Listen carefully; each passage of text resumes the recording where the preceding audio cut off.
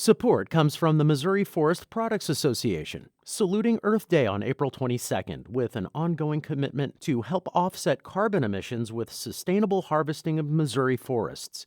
Details at choosewood.com. Welcome to St. Louis on the Air. I'm Sarah Fenske. I've been thinking about good books for this time of social distancing, and I've found myself thinking time and again about Anne Frank, The Diary of a Young Girl. When I was in middle school, I read this book over and over again, maybe 20 times easily in a period of about a year or so.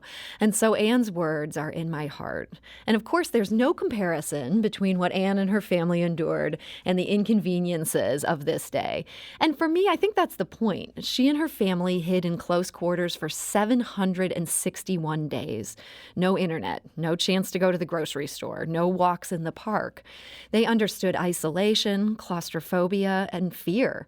And yet Anne wrote this: "I don't think of all the misery, but of the beauty that still remains. And," she wrote, "in spite of everything, I still believe that people are really good at heart." I also found myself thinking of the long winter. In the winter of 1880 to 1881, Laura Ingalls Wilder and her family endured serious privation in the Dakota Territory. Blizzard after blizzard struck their town. It went on for 7 months. They ran out of food. They ran out of coal and wood. They had to twist hay into fuel as the winter raged on and on. There's all these scenes of them twisting these hay sticks. And again, there's no comparison between what they endured and our week or months of social distancing. And I think that's the point. Books can help us understand ourselves by letting us see beyond ourselves. And my two guests today have knowledge of books that go far beyond those two young adult classics. LuAnn Locke, owner of Afterwords Books in Edwardsville, Illinois, knows all about what you should be reading. And Jen Ohzourk is the regional manager with the St. Louis Public Library. They've agreed to give us their recommendations for what to read in a pandemic, and also help us to match our listeners with some book pairings. So, LuAnn Locke, owner of Afterwords Books, welcome to the show. Thank you. Thanks for having me. And Jen Ohzourk of the St. Louis Public Library. Thank you for joining us. Hi, good afternoon. So, LuAnn, let's start with you. What's one book you find particularly apropos right now?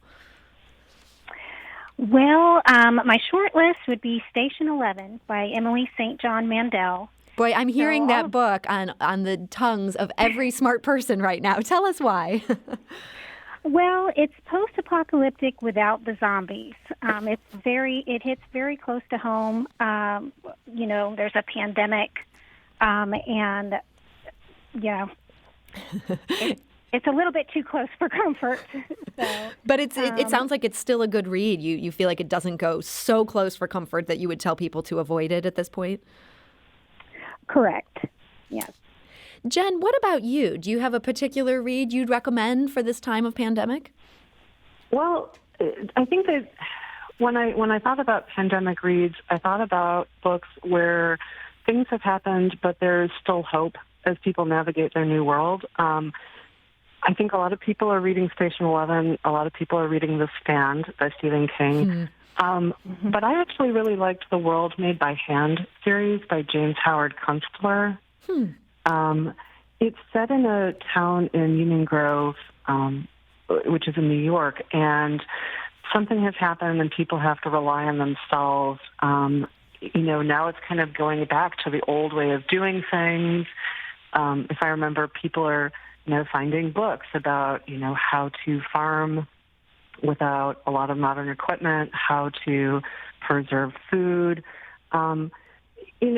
There's challenge, there's danger, but there's a lot of hope running through those stories and people relying on each other and helping each other. And I thought that it was a good series.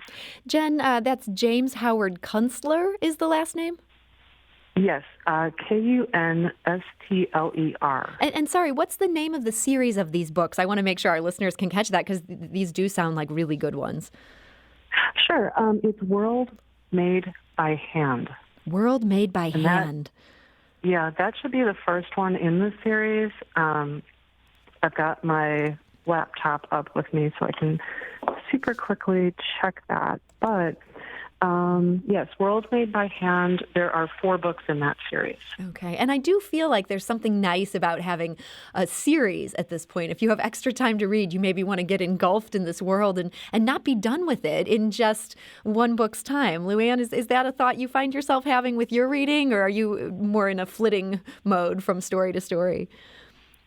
Well, I agree that, try to seek out some stories with hope by all means. And one of my fellow booksellers, Cindy Pauldine, of Fireside Books in Palmer, Alaska, she recommended This Is Chance by John Mooallem. It just came out.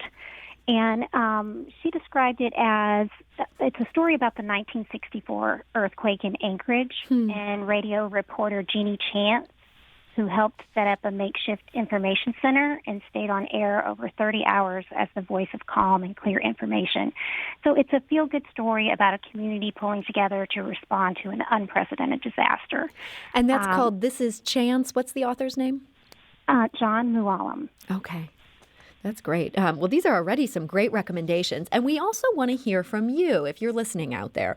What's your pick for a particularly on-point read in this pandemic? You can give us a call at 314-382-8255. That's 382-TALK. Or you can send us a tweet at STL on air or email us at talk@stlpublicradio.org.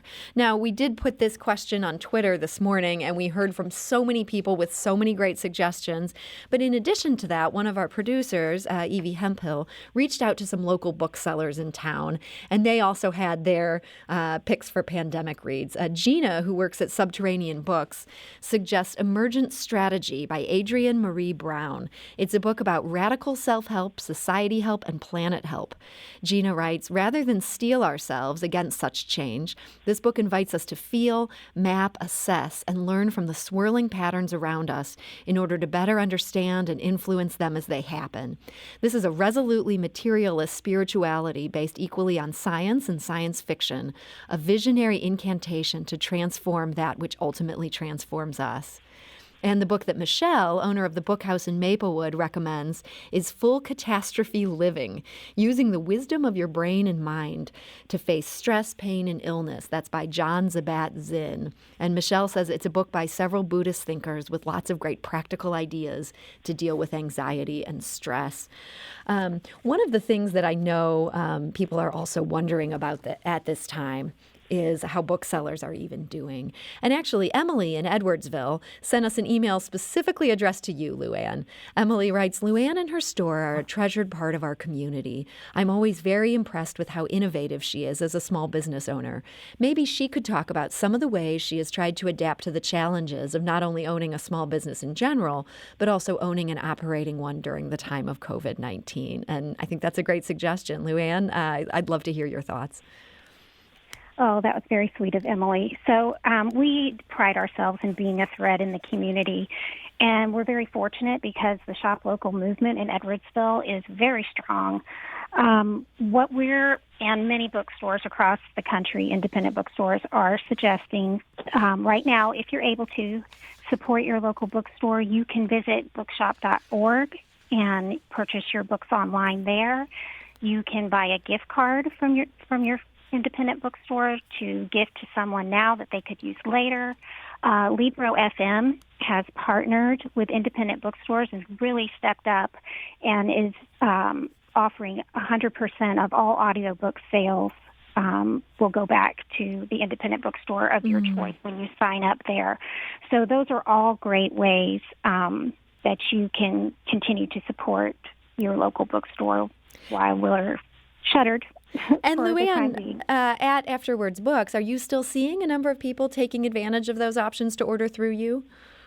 Absolutely. I think in just the short time that bookshop.org launched, which was the end of January, sales have skyrocketed. It's been just amazing to watch. Now, we also checked in with these other booksellers around town about what they're doing, and Subterranean Books, Left Bank Books, The Book House, and The Novel Neighbor are all doing curbside pickups. And Michelle at The Book House notes, books in our inventory or that we order are not going through Amazon warehouses at all. We are taking care in handling, working, and taking messages at home and minimizing actual contact. There's just one staff member here at a time.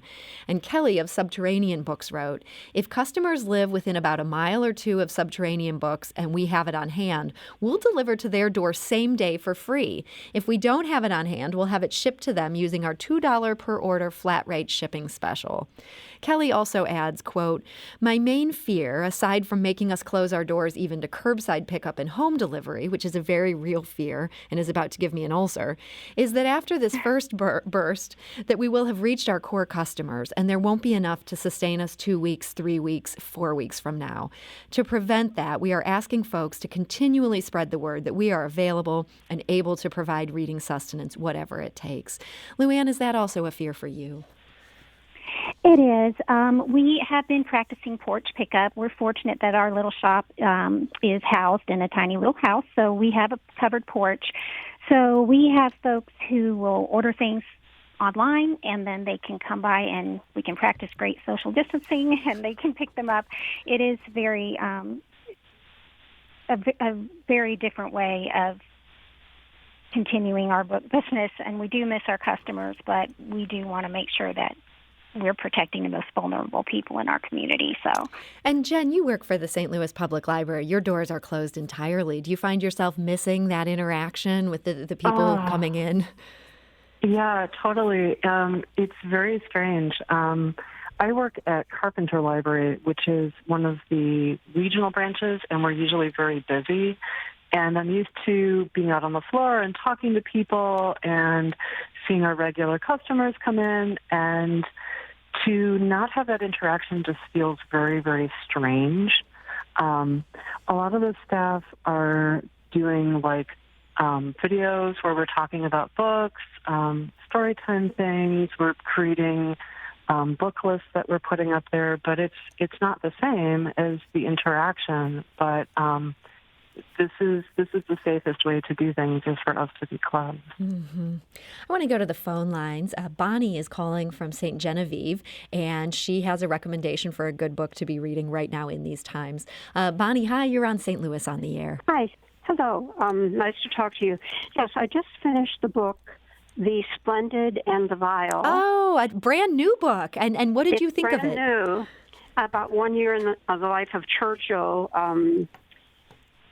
with the war, and it's very comforting at this time to contrast it with what we're going through, with what they had to go through in London.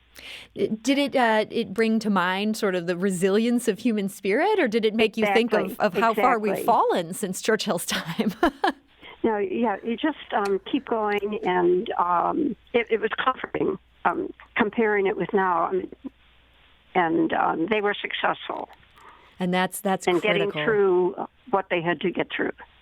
Well, Bonnie, thank you so much for that recommendation. That's The Splendid and the Vile. It's a new book about Winston Churchill in the darkest days of the Blitz. And if you're interested in joining us, we're going to take a quick break here, but we'll come back after the break, and our phone lines are now open. We want to know your reads for this pandemic. You can give us a call at 314-382-8255. That's 382-TALK. Or you can send us a tweet at STL on Air, or email us at talk@stlpublicradio.org. And my guests today are LuAnn Locke, who's the owner of Afterwords Books in Edwardsville, as well as Jen Ohzourk, who's a regional manager with the St. Louis Public Library. We'll be back very shortly to continue this conversation with them. This is St. Louis on the Air on St. Louis Public Radio, 90.7 KWMU. Support comes from the Missouri Forest Products Association, saluting Earth Day on April 22nd with an ongoing commitment to help offset carbon emissions with sustainable harvesting of Missouri forests. Details at choosewood.com. Welcome back. We're talking about the best books to read in a pandemic, and we know that includes books that are really on point for this moment, and it might also include some escapist fare. We'll try to get to some of those escapist books in just a moment, but my guests here today with me are LuAnn Locke, the owner of Afterwords Books in Edwardsville, Illinois, and also Jen Ohzourk. She's a regional manager with the St. Louis Public Library. We talked to some authors and some booksellers for their picks, and Holland, who works at the Novel Neighbor in Webster Grove, suggests a Beginning at the End by Mike Chen. It just came out in January, Holland says, and it's so eerily timely. Holland also recommends The Stand by Stephen King. She says it's been on her top 10 list.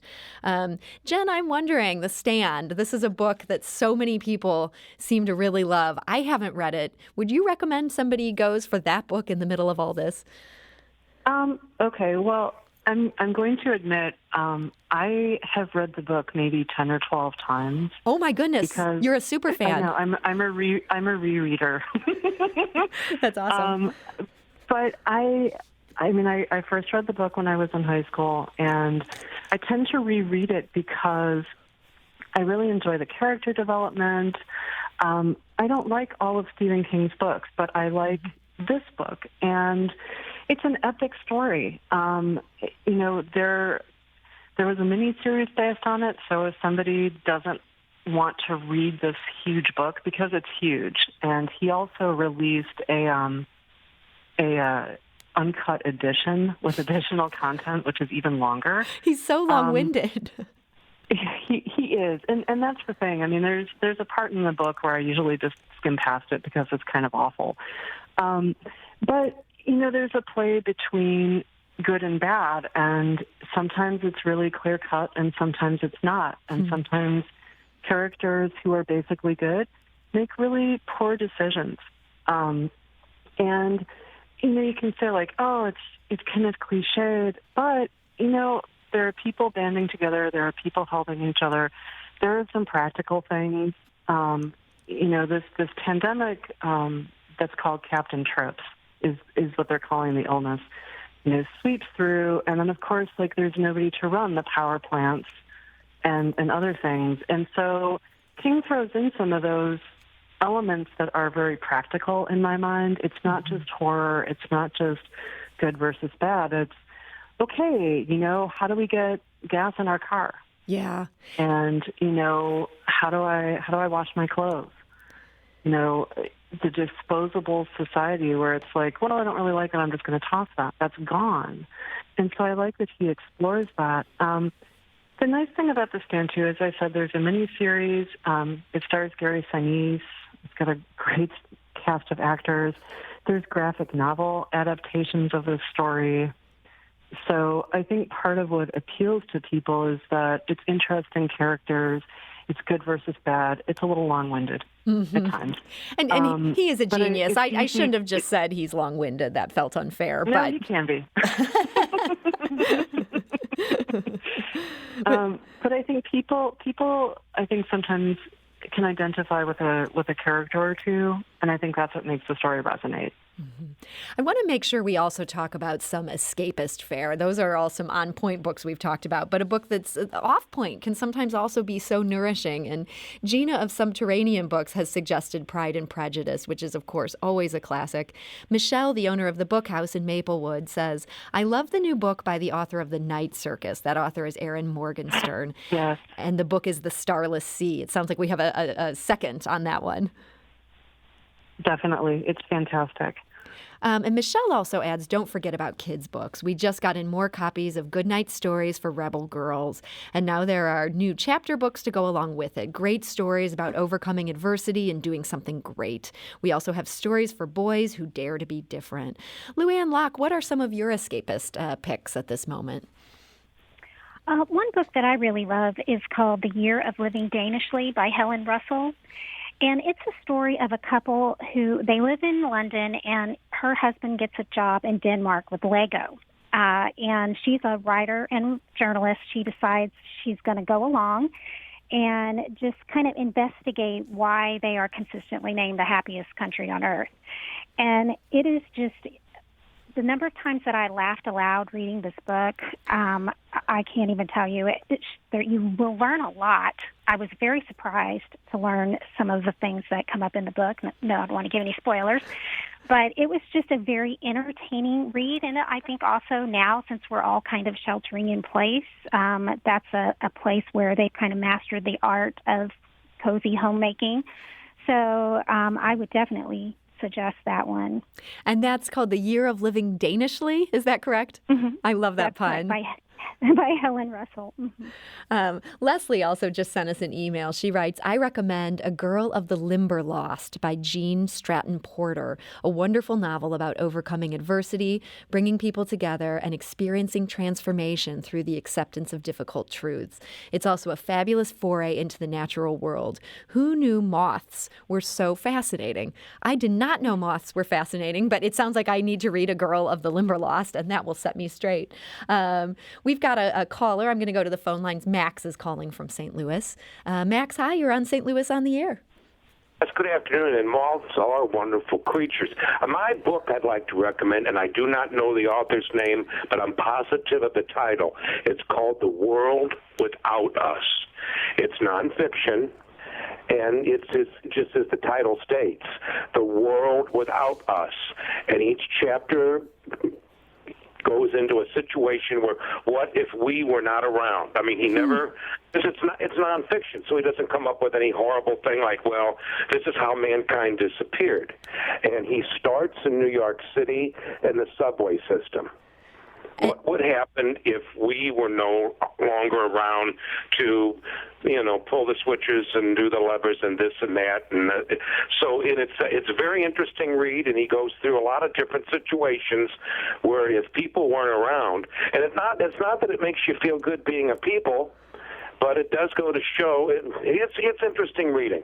Well, Max, thank you so much for that recommendation. And our producers are, as always, on the spot. They wanted to let us know that The World Without Us, the author is Alan Weissman. And so, yeah, that's a great recommendation for The World Without Us. Max, thank you so much for that call. We also heard from local author Elsa Hart, and her pick for an escape is The Brother Cadfael Mysteries by Ellis Peters. She writes a former crusader turned Benedictine monk tends an herb garden and solves crimes in the medieval town of Shrewsbury. These books are serious enough to make you care about the fates of the characters, but warm enough to comfort. It sounds like that's almost the definition right there of what we might be looking for in terms of escapist fare. You don't want them to be too lightweight. Jen, where do you see that sort of intersection of something that you can get invested in, but without panicking while you're reading it? Yeah, I tend to go either in the realistic direction. So as I said before, I reread a lot. So I'll pick up some of my favorite books by Alice Hoffman or Margaret Atwood, or I go in the complete opposite direction. One of my favorite books is called The Rook by Daniel O'Malley. And it's kind of what you would think of as fantasy. This young woman wakes up in London and she has no memory of who she is, and there's a couple dead bodies by her, and there's a note in her coat pocket kind of telling her a little bit. She has to discover who she is, but she's a member of an elite organization that basically protects all of us from supernatural awful things. And I think it's told from her perspective. Series of that as well. They did, which I never saw.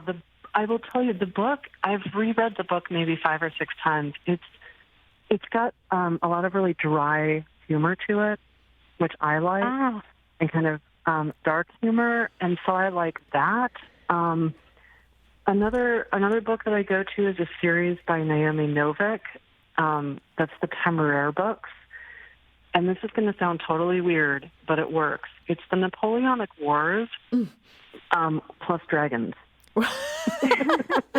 So really, I know it sounds weird, but it really works because Naomi Novik has basically a lot of historical detail in there about the Napoleonic Wars, but she reimagines it as if there was an aerial corps with these very intelligent dragons who can talk. And it sounds really ridiculous, but it totally works. And there's so much detail in it. You find yourself kind of believing, like, well, yes, of course, the HMS Reliant, like, captures a frigate, and there's a dragon egg, and of course, Timur is really, really smart, and he learns about these other things, and they're quite good. It's a series that's quite good, and the audiobooks are also really well done. And give us the name of that series again.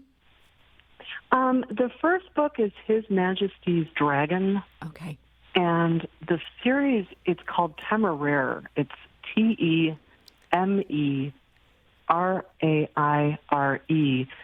the author is Naomi Novik, Novik. Okay. I appreciate you spelling that out. That one is definitely a tricky one.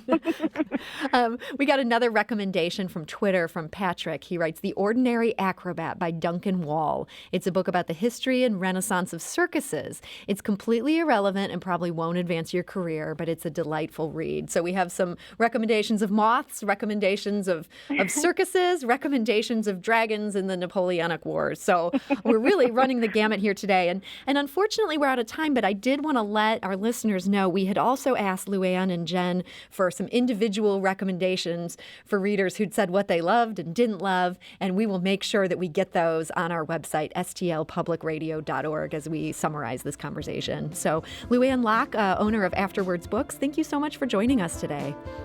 Thank you. And Jen Ohzourk, regional manager with the St. Louis Public Library, thank you for being here. Oh, thank you. This was great. And a reminder to everybody that, yes, there is curbside pickup at a whole bunch of local independent stores. Take advantage of that. This is St. Louis on the Air on St. Louis Public Radio, 90.7 KWMU.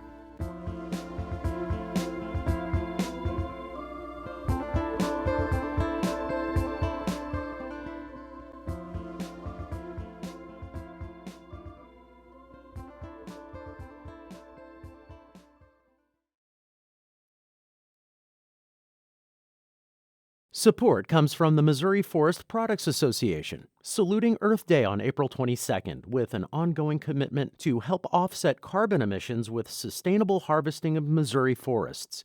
Details at choosewood.com.